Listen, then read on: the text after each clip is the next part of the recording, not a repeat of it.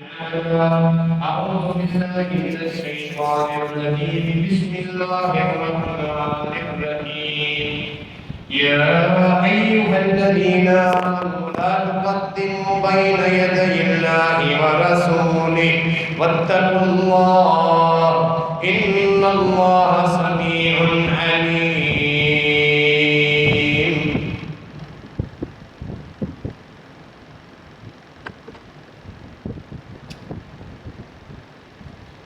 سورہ الحجرات کی یہ پہلی آیت مبارکہ ہے جو میں نے ابھی تلاوت کی ہے۔ اس آیت مبارکہ کا ترجمہ یہ ہے: مومنو، تم اللہ اور اس کے رسول سے آگے مت بڑھو، تم اللہ سے ڈر جاؤ، بے شک اللہ تعالیٰ خوب سننے والا اور بڑے ہی علم والا ہے۔ اس آیت مبارکہ میں تمام امت کو اللہ اور اس کے رسول سے آگے بڑھنے سے روکا گیا ہے۔ اللہ اور اس کے رسول صلی اللہ علیہ وسلم سے آگے بڑھنے سے کیا مراد ہے؟ اللہ رب العالمین کی طرف سے جو دین اللہ تعالیٰ نے نازل کیا، خاتم النبیین جناب محمد رسول اللہ صلی اللہ علیہ وسلم پر، اس دین کے کسی مسئلے میں عبادت کے نام پر انسان اپنی طرف سے کسی ایسی چیز کو ایجاد کرے، کوئی ایسا نیا معاملہ لائے جو معاملہ یا جو عبادت یا وہ عمل اللہ کے رسول صلی اللہ علیہ وسلم سے ثابت نہ ہو، وہ عمل اللہ کے رسول صلی اللہ علیہ وسلم کی دین اور شریعت میں نہ ہو، اور پھر عبادت اور ثواب کے نام پر ایک طریقہ بنا کر لوگوں میں اسے رائج کیا جائے اور اسے دین کا لازمی حصہ قرار دیا جائے، یہ اللہ اور اس کے رسول سے آگے بڑھنے کے مترادف ہے، جس سے اللہ رب العالمین نے روکا ہے۔ سورہ الحجرات کی ابتدائی آیت، یہ موضوع یعنی جو آسمان سے دین نازل ہوا ہے، اسی دین کی پابندی کرتے ہوئے تم عبادتیں کرو، اللہ اور اس کے رسول کی اطاعت کرو۔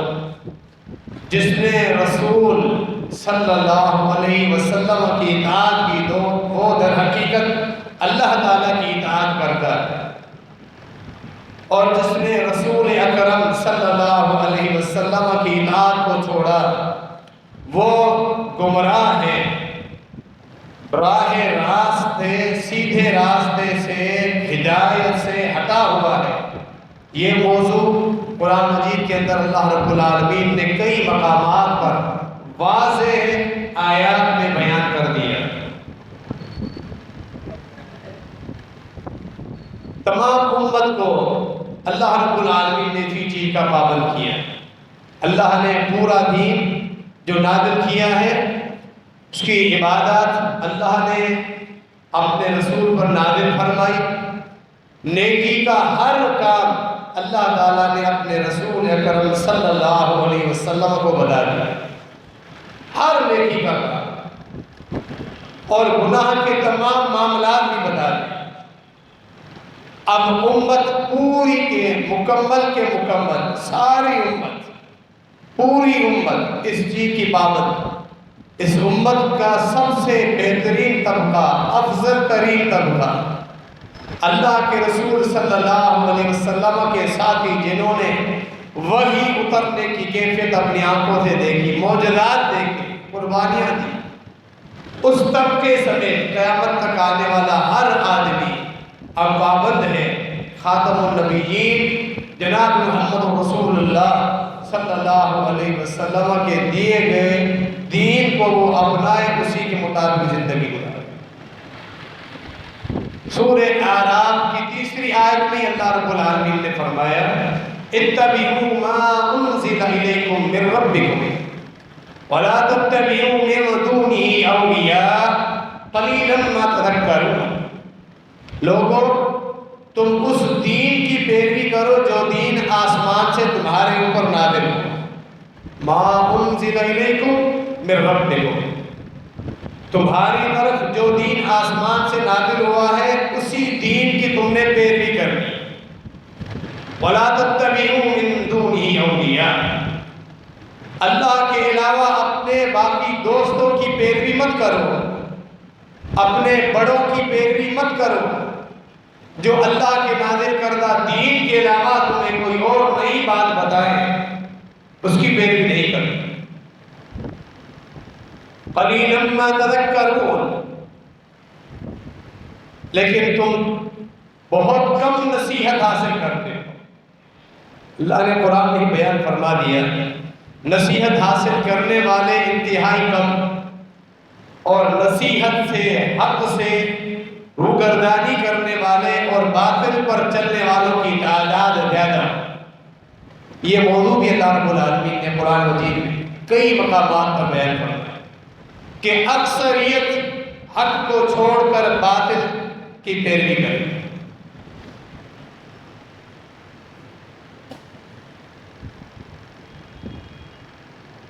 نبی صلی اللہ علیہ وسلم کی عبادات معلوم کرنے کے لیے آپ کے 3 صحابہ آپ صلی اللہ علیہ وسلم کے گھر آتے ہیں، آپ صلی اللہ علیہ وسلم گھر میں موجود نہیں ہیں۔ ام المومنین عائشہ رضی اللہ عنہا سے رسول اللہ صلی اللہ علیہ وسلم کی وہ عبادت کا طریقہ اور کیفیات معلوم کرتے ہیں۔ رات کی عبادت، نفلی روزے۔ ام المومنین سیدہ عائشہ رضی اللہ عنہا بتاتی وہ دروازے پر ہی تینوں صحابہ ایک عہد کرتے ہیں، آپس میں معاہدہ کرتے ہیں۔ یہ صحیح بخاری کے اندر حدیث واقعہ یہ موجود ہے۔ وہ آپس میں تبصرہ ان الفاظ کے ساتھ کرتے ہیں کہ اللہ کے رسول صلی اللہ علیہ وسلم تو گناہوں سے معصوم ہیں، مغفور ہیں، ہم پر لازم ہے کہ ہم اپنی طرف سے اتنی عبادتیں کریں کہ اللہ ہمیں معاف کر۔ لہذا ایک نے کہا کہ میں اب عہد کرتا ہوں ساری زندگی روزانہ رات کو پوری رات تہجد پڑھتا رہوں، بستر کے قریب ہی نہیں جاؤں، عبادت میں گزارتا۔ دوسرے نے کہا کہ پھر میرا عہد یہ ہے میں رب کو راضی کرنے کے لیے ساری زندگی روزے رکھوں، نفلی روزے رکھتا رہوں، رمضان کے اس کے علاوہ 11 مہینے روزوں میں رہوں، میں زیادہ عبادات کی ضرورت ہے تاکہ اللہ ہم سے راضی ہو جائے۔ پھر تیسرے نے کہا زیادہ عبادات کے لیے میں سمجھتا ہوں کہ شادی رکاوٹ ہے، بیوی کے حقوق، پھر اولاد ہو، اولاد کے حقوق، دنیا کے مسائل، اولاد کے لیے پھر انسان کاروبار کا سوچتا ہے، پریشانیاں، میں شادی ہی نہیں کروں، عبادت اللہ کے دین کے لیے وقف ہو جاؤں۔ تینوں نے یہ عہد کیا اور وہاں سے چل دی۔ اللہ کے رسول صلی اللہ علیہ وسلم گھر آئے، آپ صلی اللہ علیہ وسلم کی گھر والی ام المومنین سیدہ عائشہ رضی اللہ عنہا نے رسول اللہ صلی اللہ علیہ وسلم کو بتایا کہ آپ کے ساتھیوں میں سے 3 ساتھی آئے تھے اور یہ باتیں کر کے پھر گئے۔ رسول اللہ صلی اللہ علیہ وسلم فوراً مسجد میں جاتے ہیں، لوگوں کو جمع کرتے ہیں۔ آپ صلی اللہ علیہ وسلم کو جب بھی کوئی ضرورت پڑتی تھی، کوئی معاملہ دیکھتے تھے، اپنے ساتھیوں کی اصلاح کے لیے لوگوں کو، ساتھیوں کو جمع کرتے تھے مسجد میں، اور پھر بات اور نصیحتیں فرماتے تھے۔ سارے آپ کے ساتھی جمع ہوئے، پھر فرمایا کہ کچھ میرے ساتھی آئے ہیں اور اس طرح کی باتیں کر کے گئے، تو سنو۔ فرمایا رسول اللہ صلی اللہ علیہ وسلم نے کہ میں تم سب سے زیادہ اللہ رب العالمین کی معرفت رکھتا ہوں، تم سب سے زیادہ متقی پرہیزگار، سب سے زیادہ متقی پرہیزگار، اللہ کی معرفت رکھنے والا، اللہ کے دین کا علم اللہ نے مجھے دیا ہے، کیونکہ میں اللہ کا رسول ہوں، اللہ کا نبی ہوں، مجھ پر ہر وقت اللہ کی طرف سے وحی آتی رہتی ہے۔ کچھ لوگ یہ باتیں کر کے گئے کہ ایک ساری زندگی نفلی روزے رکھے گا، اور دوسرے نے یہ کہا کہ ساری زندگی رات کو قیام اللیل کرے گا پوری رات، اور تیسرے نے یہ کہا کہ میں شادی نہیں کروں گا۔ تو فمن رغب عن سنتی فلیس منی، رب کو راضی کرنے کے لیے بھی راستہ میری سنت سے گزر کے جاتا ہے۔ چاہے تم عبادات کی کثرت کرو، پیسہ خوب لٹاؤ رب کو راضی کرنے کے لیے، لیکن وہ طریقہ، وہ جگہ، وہ معاملہ اگر میرے دین میں نہیں ہے، تمہارا وہ پیسہ بھی ضائع جائے گا، تمہاری وہ محنتیں بھی ضائع جائیں گی، وہ عبادت نہیں ہوگی، وہ بدعت ہوگی، وہ گمراہی۔ فمن رغب عن سنتی فلیس منی، فرمایا میں نے شادیاں بھی کی ہیں اور میں اللہ کی عبادات، اللہ کے حقوق بھی پورے کرتا ہوں، رات کے وقت میں قیام اللیل بھی کرتا ہوں، تہجد بھی پڑھتا ہوں، اور رات کا ایک حصہ نیند بھی کرتا ہوں، آرام بھی کرتا ہوں۔ میرا طریقہ یہ ہے، میں رمضان مبارک کے علاوہ 11 مہینوں میں نفلی روزے رکھتا بھی ہوں اور چھوڑتا بھی ہوں۔ میرا طریقہ، میری سنت ہے۔ کیا مجھ سے بھی تم آگے بڑھو گے؟ میرے طریقے کو جو بھی چھوڑے گا اس کا مجھ سے کوئی تعلق ہی نہیں۔ اس قدر سخت الفاظ، حالانکہ نیتیں درست تھی، تینوں مخلص صحابہ تھے۔ کچھ روایت میں 3 صحابہ کے نام بھی آتے ہیں، اولو العزم صحابہ، نیکی کا جذبہ، تربیت کے مراحل سے گزر رہے تھے، صحابہ بھی انسان تھے، کسی تربیت کے معاملے میں خطائیں ہوتی، اللہ کے رسول صلی اللہ علیہ وسلم ان کی اصلاح فرماتے تھے۔ ان میں 2 صحابہ تو عشرہ مبشرہ میں سے تھے، سیدنا زبیر بن عوام رضی اللہ تعالیٰ، عشرہ مبشرہ، 10 صحابہ جن کو بیعت وقت نبوت کی زبان سے جنت کی ہونے کی بشارت ملی تھی۔ دوسرے سیدنا علی حیدر رضی اللہ تعالیٰ، کتنا بڑا مقام و مرتبہ اللہ رب العالمین نے دیا، لیکن رسول اللہ صلی اللہ علیہ وسلم نے سختی سے منع۔ تیسرے سیدنا ابو مرثد غنوی رضی اللہ تعالیٰ، تینوں جرنیل صحابہ، جہاد میں آگے آگے رہنے والے، بہادر صحابہ، عبادات میں آگے رہنے والے، اللہ نے بڑی طاقت اور صحت دی تھی، لیکن اس معاملے میں جب یہ ارادہ کیا رسول اللہ صلی اللہ علیہ وسلم نے سختی سے روکے، میرے طریقے سے ہٹو گے مجھ سے کوئی تعلق باقی نہیں۔ دین میں عبادت کے نام پہ، اللہ کو راضی کرنے کے لیے، اللہ کے رسول صلی اللہ علیہ وسلم کے ساتھ محبت کے نام پہ کسی امتی کوئی اجازت نہیں اپنی طرف سے نئے نئے طریقے نکالتا رہے، اس کو دین میں شامل کرتا ہے۔ وہ در حقیقت اللہ اور اس کے رسول کا استاد تو ہے، لیکن اللہ اور اس کے رسول کی اطاعت کرنے والا نہیں۔ نبی مکرم جناب محمد رسول اللہ صلی اللہ علیہ وسلم کو آپ کے ایک صحابی کا پتہ چلتا ہے، عبداللہ بن عمر بن عاص رضی اللہ تعالیٰ، شادی کی ہے، پتہ چلا کہ شادی کے بعد ان کے والد نے، عمر نے آ کے اللہ کے رسول صلی اللہ علیہ وسلم بتایا، میں اپنی بہو کے پاس گیا، نئی نویلی دلہن، اپنے بیٹے کے بارے میں پوچھا، کوئی شکایت، کوئی تکلیف، کوئی مسئلہ تو نہیں؟ بتایا میری بہو نے آپ کا بیٹا بڑا ہی نیک ہے، لیکن جب سے ہم آئے ہیں ہمارے قریب بھی نہیں بیٹھے، رخصتی کے بعد میرے قریب بھی نہیں بیٹھے، ساری رات عبادتیں کرتا رہتا ہے، دن کے وقت روزے میں ہوتا ہے، قرآن مجید کی تلاوت کرتا ہے رات دن۔ رسول اللہ صلی اللہ علیہ وسلم نے اسے اپنے پاس بلایا، عبداللہ بن عمر بن عاص، فرمایا مجھے یہ پتہ چلا ہے ساری رات تہجد پڑھتے ہو اور روزانہ نفلی روزے رکھ رہے ہو، قرآن مجید کی تلاوت کر رہے ہو، کہا کہ جی اللہ کے رسول صلی اللہ علیہ وسلم، اب اللہ کے نبی علیہ السلام کے مخلص صحابہ کرام کا شمار، نیت اور ارادے کس قدر صاف و شفاف ہو، نیت بھی درست، ارادے بھی صاف و شفاف، لیکن رسول اللہ صلی اللہ علیہ وسلم کا یہ طریقہ نہیں۔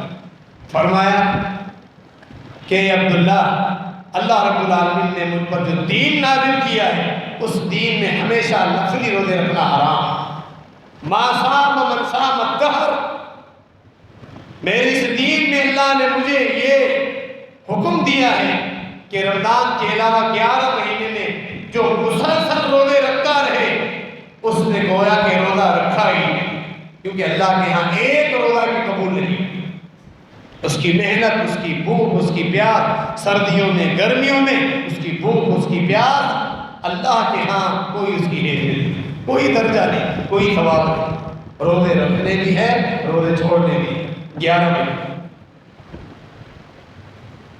اور تجھ پر تیرے جسم کا حق ہے، تیری آنکھوں کا حق ہے، تیری گھر والی کا بھی حق ہے، سب کے حقوق پورے کرنے ہیں، آرام بھی کرنا ہے، عبادت بھی کرنی ہے، شادی ہوئی ہے بیوی کے بھی حقوق، اور نہ ان حقوق کے بارے میں اللہ کی عبادت ہی کرتے رہو، اور حقوق و لباس ضائع کر دو تو کامیابی جب بھی نہیں، اللہ پھر بھی پکڑے، محاسبہ سب کو ہو سکتا ہے۔ کامیابی کے لیے جہاں اللہ کے حقوق و فرائض پورے کرنا لازم ہے، وہاں حقوق العباد کو بھی بجا لانا، ان کی ادائیگی بھی لازم ہے۔ اور فرمایا قرآن مجید تم کس طرح پڑھ رہے ہو؟ فرمانے لگے میں چاہتا ہوں کہ میں روزانہ ایک قرآن مکمل کروں۔ فرمایا نہیں، نبی علیہ السلام نے منع فرمایا، پھر کہا 2 دنوں میں، پھر کہا 3 دنوں میں، نبی علیہ السلام اجازت نہیں دے، پھر نبی علیہ السلام نے پہلے تو فرمایا مہینے میں 1-2 مکمل کروں، لیکن عبداللہ بن عمر کو عبادت کا بہت زیادہ شوق تھا، بالآخر اللہ کے رسول صلی اللہ علیہ وسلم نے اجازت دی 1 ہفتے میں 1 قرآن مکمل، پھر بعد میں ساری زندگی کی روٹین نہیں تھی، پھر گھر والوں کے بھی حقوق کی ادائیگی کرنے لگے، وقت دینے لگے، روزے رکھتے بھی، چھوڑتے بھی، اور 1 ہفتے میں قرآن کی تکمیل کرتے۔ آپ یہ واقعات اپنے سامنے رکھیں اور یہ اندازہ لگائیں کہ اللہ نے جو دین نازل کیا اس کا مقصد کیا ہے، اور ہم کس طرف جا رہے ہیں، محبت کے نام پہ، عبادت کے نام پہ، نیکی کے نام پہ۔ کہیں ایسا تو نہیں ہے گمراہی میں کامیابی کے بجائے اللہ کے ہاں مجرموں میں شمار کرتے ہیں، یہ بھی دیکھنا۔ اللہ کے رسول صلی اللہ علیہ وسلم ایک دفعہ اپنی گھر والی کے پاس آتے ہیں، ام المؤمنین ہم سب کی والدہ سیدہ جویریہ بنت الحارث رضی اللہ عنہا، وہ جمعے کا دن تھا، پتہ چلتا ہے کہ آپ کی گھر والی نے روزہ رکھا، نفلی روزہ جمعے کے دن کا۔ رسول اللہ صلی اللہ علیہ وسلم نے پوچھا اصمتی امسی، آپ نے آج جمعے کے دن کا روزہ رکھا ہے، کیا آپ نے کل کا روزہ رکھا تھا؟ کل جو گزر گئی جمعرات؟ جواب دیا نہیں۔ اتریدین ان تصومین غدا، پھر کل جو آ رہی یعنی ہفتے کے دن روزے رکھنے کا ارادہ ہے؟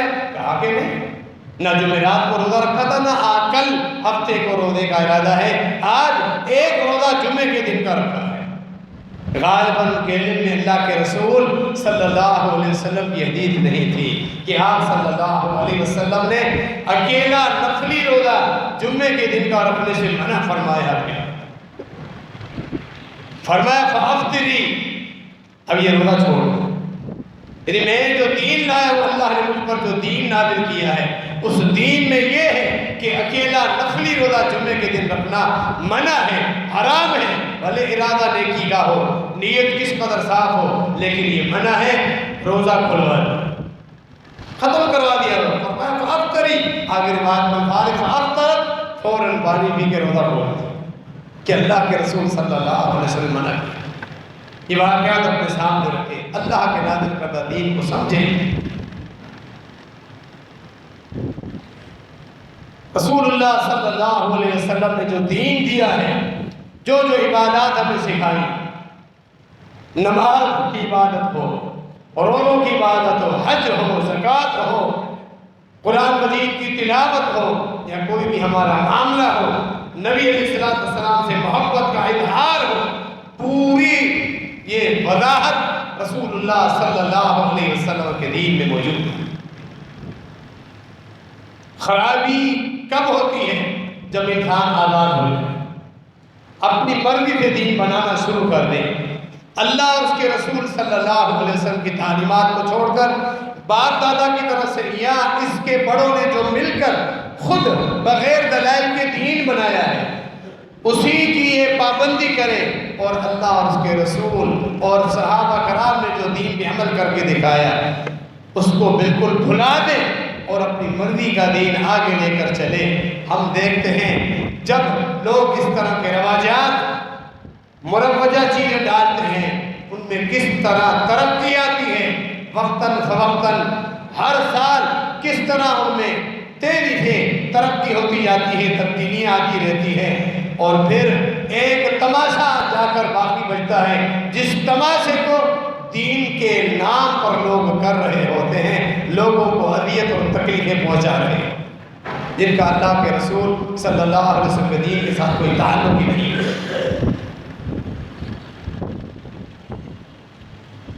نبی علیہ السلام کی وفات یا نبی علیہ السلام کی پیدائش ہر سال ایک دن مقرر کر کے خوشی کا اظہار کرنا، یہ اللہ کے رسول صلی اللہ علیہ وسلم کی تعلیمات میں نہیں۔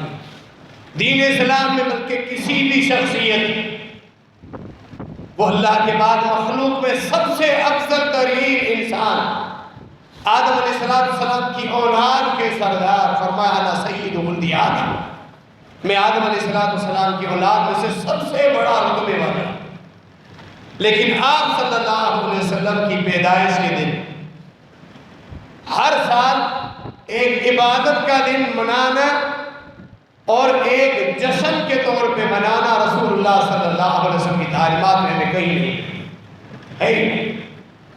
یا رسول اللہ صلی اللہ علیہ وسلم کی وفات والے دن کو ہر سال پھر اسی دن خاص محفلیں قائم کرنا، سوگ کا اہتمام کرنا، نبی علیہ السلام نے اپنی زندگی میں تعلیمات نہیں دی، اسی لیے صحابہ کرام نے اس پہ عمل نہیں کی۔ ہر صاحب عقل ایک چیز کو سمجھ سکتا ہے بڑی آسانی کے ساتھ، جس کے لیے بڑی بحث، تکرار اور مناظرے کی بھی ضرورت نہیں۔ وہ بات کیا ہے؟ خود یہ دن جشن منانے والے اس سے پہلے یوم وفات مناتے تھے، یہ مسلم بات یوم وفات منانے کے بعد اب اس کو جشن عید میلاد النبی میں کنورٹ کیا۔ بدعت ایسے ہی ہوتی، جس نے بنایا ہے اس کی مرضی ہے، وہ جیسے چاہے اس کو کنورٹ کرتا ہے۔ دین اللہ کا ہے اور اس دین میں مرضی بھی اللہ کی چلے، دین اللہ کا، مرضی بھی اللہ کی، ہماری مرضی اس دین میں نہیں چلتی۔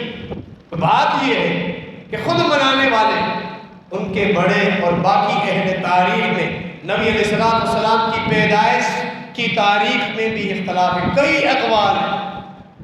نبی علیہ السلام کی وفات کی تاریخ میں بھی اختلاف ہے، کئی اقوال ہیں۔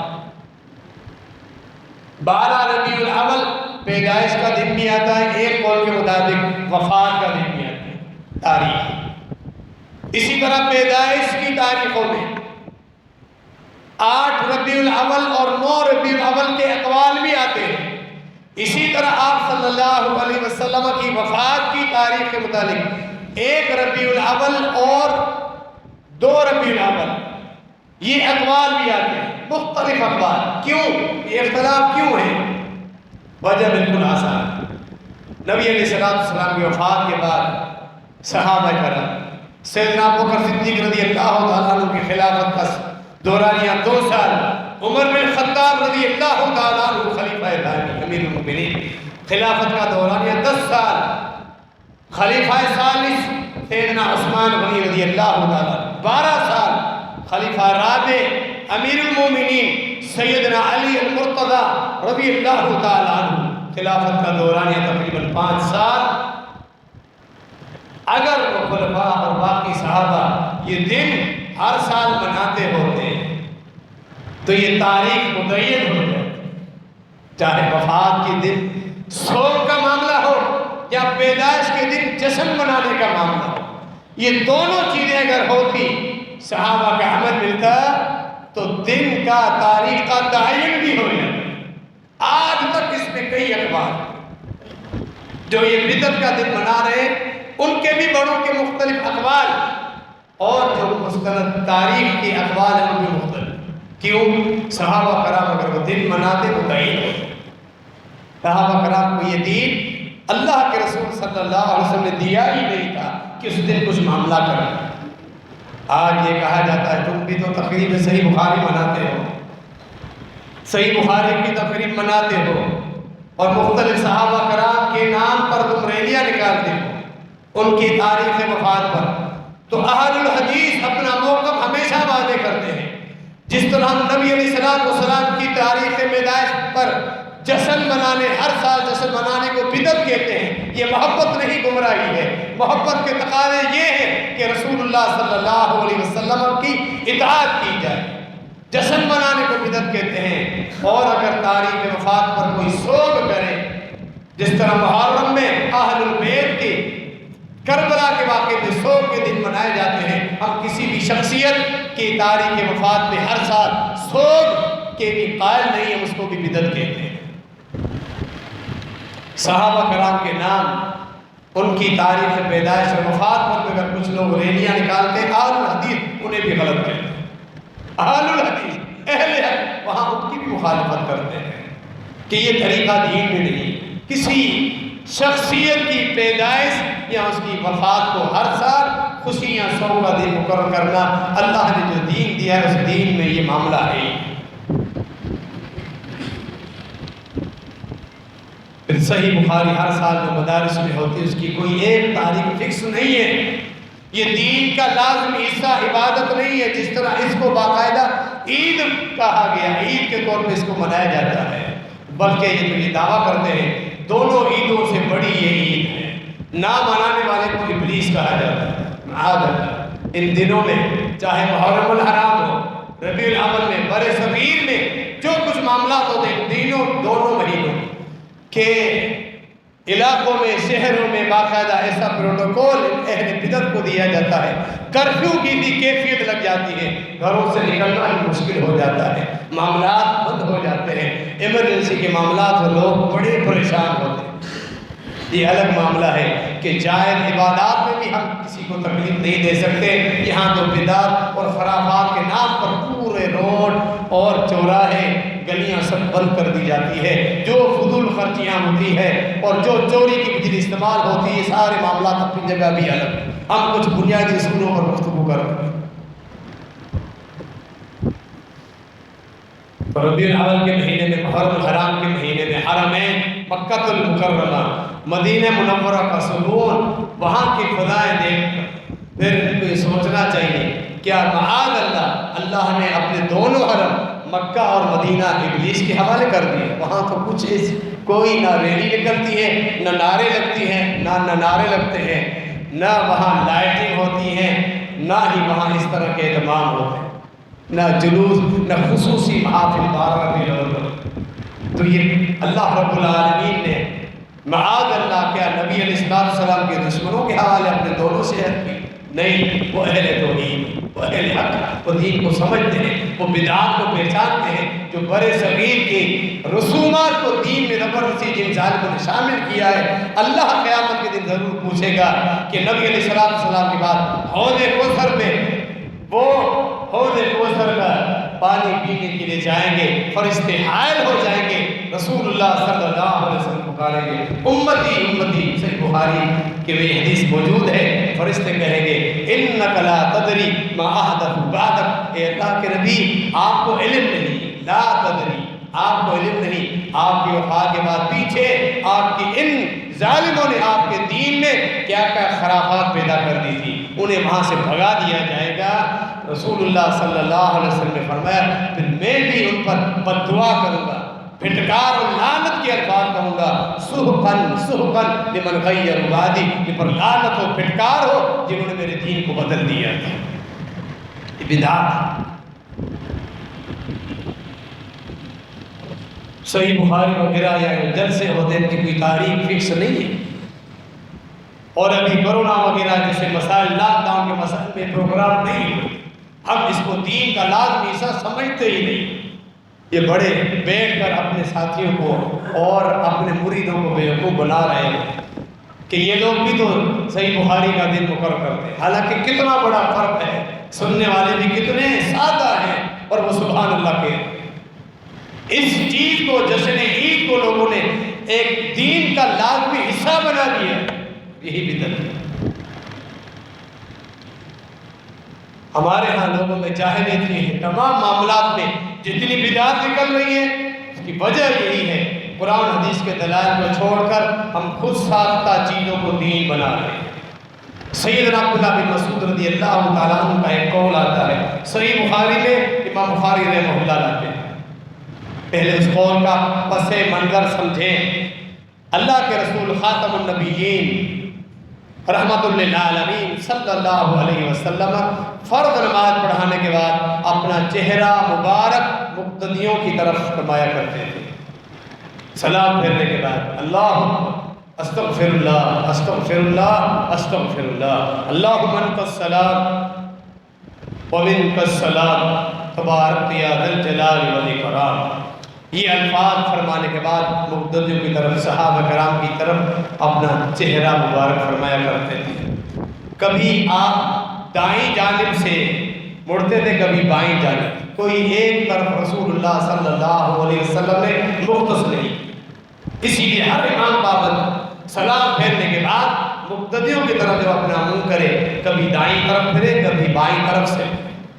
اگر کوئی ایک طرف مختص کرتا ہے، میں چونکہ نماز سے فارغ ہوا سیدھی جانب سے ہی پھروں گا، عبداللہ بن مسعود رضی اللہ تعالیٰ عنہ کا فتویٰ فرمایا لا یجعل احدکم للشیطان حقا فی الصلاۃ، فرمایا تم میں سے کوئی آدمی اپنی نماز میں شیطان کا حصہ مت بنائے کہ وہ یہ لازم سمجھے کہ مجھے نماز کے بعد دائیں جانب سے ہی گھوم کر پھر مقتدیوں کی طرف اپنا چہرہ کرنا ہے، فرمایا اس طرح وہ شیطان کو اپنی نماز کا حصہ دے رہا ہے۔ ایسا معاملہ جس میں نبی علیہ السلام نے کوئی قید نہیں لگائی، کبھی دائیں طرف سے بھی گھومے ہیں، کبھی بائیں طرف سے بھی مقتدیوں کی طرف اپنا رخ انور فرمایا ہے۔ اب اگر کوئی ایک طرف دائیں جانب اپنے آپ کو پابند کرتا ہے جو پابندی شریعت میں نہیں، فرمایا یہ ایسا شیطان کی طرف چلا جائے۔ اس طرح ہم دین کو سمجھتے ہیں، کوئی ایسی چیز دین میں اضافہ کرنا، مختص کرنا، کسی کیفیت کو پابند کرنا دین کے نام پہ، یہی بدعت ہے۔ کتنی چیزوں کو ہم سمجھ سکتے ہیں اس اصول کی بنا پر اور گمراہیوں سے بچ سکتے ہیں۔ نبی علیہ السلام نے ذکر و اذکار پڑھنے کے لیے سکھائے، صبح شام کے اذکار۔ لوگوں نے اپنی حفاظت کے لیے تعبیر کے نام پہ، کالے دھاگوں کے نام پہ اپنے گلوں میں اور جسموں میں وہ کڑے باندھنا شروع کر۔ نبی علیہ السلام کی تعلیم میں سکیں، اللہ نے بھی یہی حکم دیا ہے۔ یہود و نصارہ نے اپنی جب خرافات پیدا کی، اللہ رب العالمین نے سوال کیا سورۃ البقرہ، قل ہاتوا برہانکم ان کنتم صادقین، اے پیغمبر صلی اللہ علیہ وسلم کہہ دیجئے تم اپنی اس بات کی دلیل لاؤ اگر تم سچے ہو۔ دلیل کیا ہے؟ وہ جو آسمان سے اتری ہے، کسی آدمی کی رائے نہیں، بڑے سے بڑا آدمی ہو اس کا اجتہاد نہیں، اس کی رائے نہیں، آسمانی وحی کی دلیل لاؤ۔ یہی آج ہمارا سوال ہے، ہر معاملے کے لیے دلیل آنی چاہیے جس کا کہیں ثبوت تصور تک نہیں۔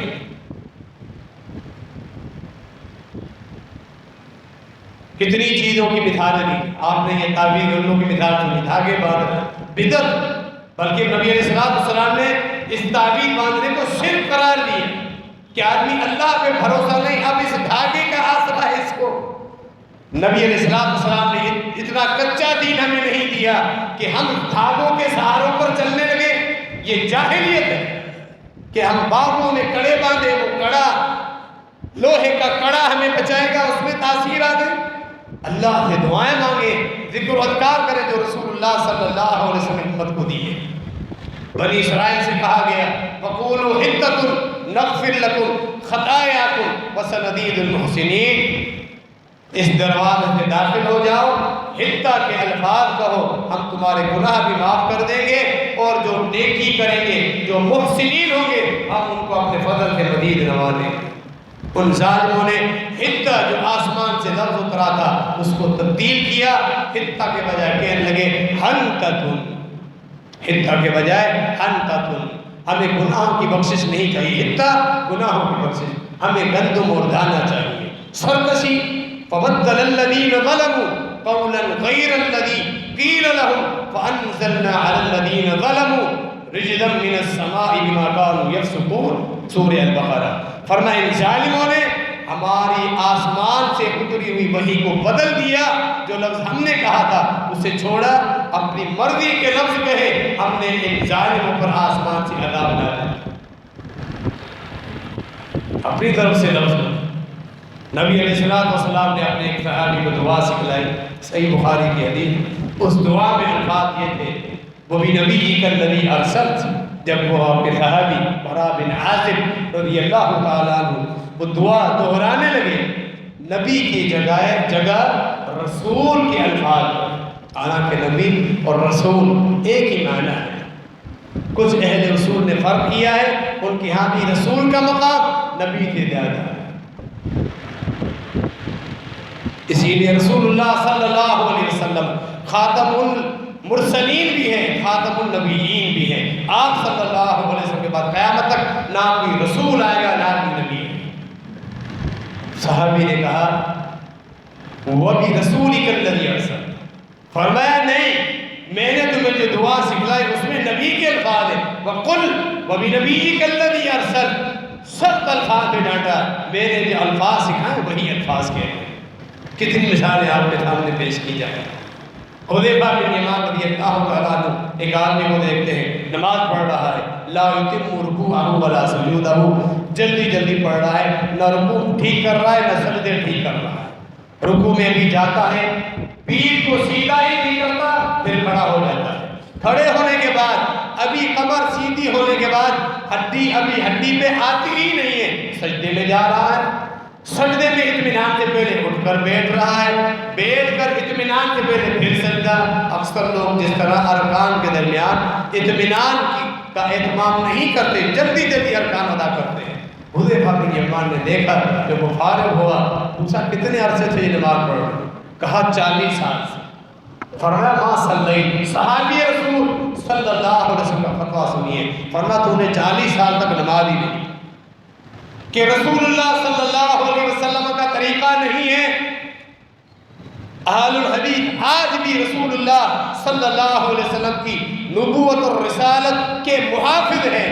لوگ تو یہ کہتے ہیں نا سجدہ کرنا ہے جیسے چاہے کرو، رکوع اور قیام کرنا ہے جیسے چاہے کرو، نہیں، اہل الحدیث یہاں بھی تمہارے سامنے آتے ہیں، نہیں، سجدہ کرنا ہے، رکوع کرنے ہیں، قیام کرنا ہے اس طرح جس طرح خاتم النبیین جناب محمد رسول اللہ صلی اللہ علیہ وسلم نے نماز پڑھی ہے۔ ہمیں اپنی مرضی چلانے کی اجازت نہیں ہے، پھر نماز قبول نہیں ہوگی جب تک نبی علیہ السلام کا طریقہ نہیں۔ نماز سے پہلے خود ساختہ نیت کے الفاظ، سندھی ہے تو اپنی سندھی زبان میں نیت کر رہا ہے، اردو اسپیکنگ ہے اردو زبان میں، پشتو ہے تو پشتو زبان میں، مطلب انگریزی زبان میں نیت کر، زبان کی نیت نماز سے پہلے رسول اللہ صلی اللہ علیہ وسلم کی تعلیمات میں کہیں بھی نہیں۔ نیت دل کے ارادے کا ہے، دل میں معلوم ہو ارادہ ہو میں فرض پڑھ رہا ہوں یا نفل پڑھ رہا ہوں، اتنا کافی ہے۔ زبان یہ کیوں چیز نکالی گئی؟ خود صاحب کا طریقہ نکالا گیا، کہیں اس کی شریعت میں دلیل نہیں، تو یہ بدعت ہے۔ لیکن لوگوں کو بھی اتنی عقل تو ہونی چاہیے نا، جو اندھی تقلید کر رہے ہیں، اپنے بڑوں سے پوچھے تو صحیح، ہم لوگوں کو تم نے ان چیزوں کا عادی بنا دیا ہے کہ اللہ کے رسول صلی اللہ علیہ وسلم کی تعلیم میں کہیں صحیح حوالے سے یہ چیز موجود ہے؟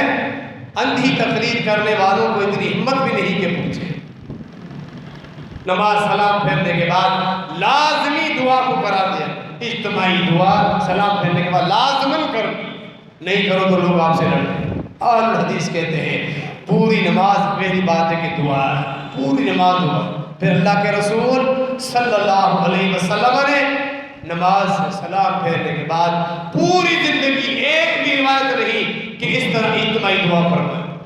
ہم تو موجود ہیں، ہم بیٹھے ہوئے ہیں، آپ کے سامنے کھڑے ہوئے ہیں، حوالہ لے کر آئے، وہ حدیث اپنے بڑوں سے لے کر آئے، ہم مسجدوں میں سلام پھیرنے کے بعد، نماز کے بعد یہ جو دعا کا اہتمام کرتے ہیں، اس کی دلیل کہاں ہے؟ نہیں، نہ لوگ پوچھنے کے لیے تیار ہیں، نہ بڑے ان کو حوالے دینے کے لیے تیار ہیں۔ ہر معاملے میں یہی چیز کہ جو بھی چیز ہو اللہ کے رسول صلی اللہ علیہ وسلم کے ثابت نہیں تو وہ بدعت ہے، وہ دین نہیں ہے۔ لوگوں نے اپنی طرف سے بزرگان دین پر نام رکھ دیے، غوث اعظم کا نام، گنج بخش کا نام، داتا کا نام، فلاں نام۔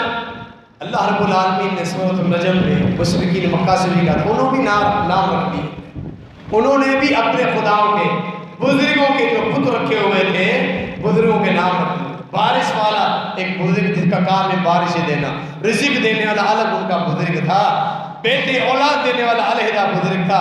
آج کے اس مشرک نے بھی اسی طرح نام رکھ لیا۔ اللہ نے فرمایا ان ہی الا اسماء سمیتموها انتم وآباؤکم ما انزل اللہ بها من سلطان، یہ نام تم نے خود گھڑ دیے ہیں، تمہارے باپ دادا سے کھڑے ہوئے ہیں، اللہ نے ان ناموں کی کوئی دلیل نہیں اٹھائی۔ آج بھی ہم یہی سوال کرتے ہیں، ہر کوئی انسان، لڑنے کی کوئی ضرورت نہیں ہے۔ جن کا یہ عقیدہ ہے بزرگان دین کے متعلق کہ کوئی فوت ہونے کے باوجود بھی غوث اعظم ہے جو کہ اللہ کی صفت ہے، یا گنج بخش اللہ کی صفت، داتا اللہ کی صفت، دستگیر، لجپال، دینے والا، ہاتھ تھامنے والا، مشکل کشا، بگڑی بنانے والا، ساری رب کائنات کی صفات ہے جو فوت شدہ کو دے۔ کوئی بات نہیں، آ جاؤ نبی علیہ السلام کی تعلیمات، قرآن کی آیات میں ہمارے سامنے وہ حوالے دو کہ رسول اللہ صلی اللہ علیہ وسلم امت سے یہ فرما کر گئے ہوں، میرے بعد ایسے قطب اور ابدال ولی اللہ آئیں گے جن کو میرے بعد تم یہ القابات دینا، کہیں ہے کہیں بھی نہیں۔ نبی علیہ السلام کی میراث سے یہ مصلی، یہ منبر، یہاں کھڑے ہو کر میں یہ دعویٰ کرتا کہیں نہیں۔ یعنی لوگوں نے اپنی مرضی کا دین بنا لیا، اس پر آپ سے لڑنے کے لیے تیار ہے۔ اگر آپ لوگوں کی اصلاح کریں تو آپ کو گستاخ رسول اور کئی القابات سے نواز دیں۔ اللہ رب العالمین ہمیں بھی دین حق کو سمجھنے، اس پہ ثابت قدم رہنے کی توفیق عطا فرمائے۔ ہمارے مسلمان بھائی جو محبت کے نام پہ اتنا غلو کر رہے ہیں اور کئی طرح کی بدعات نکال رہے ہیں، اور بدعات میں تبدیلیاں آتی رہی ہیں، ہر سال نئی نئی رواجات، اللہ ہم کو بھی ہدایت دے اور وہ ان چیزوں سے محفوظ ہو جائیں۔ اللہ رب العالمین تمام مسلمانوں پہ رحم فرمائے، دین حق سمجھنے اور اس پر عمل کرنے کی توفیق عطا فرمائے۔ آمین وما علینا الا البلاغ۔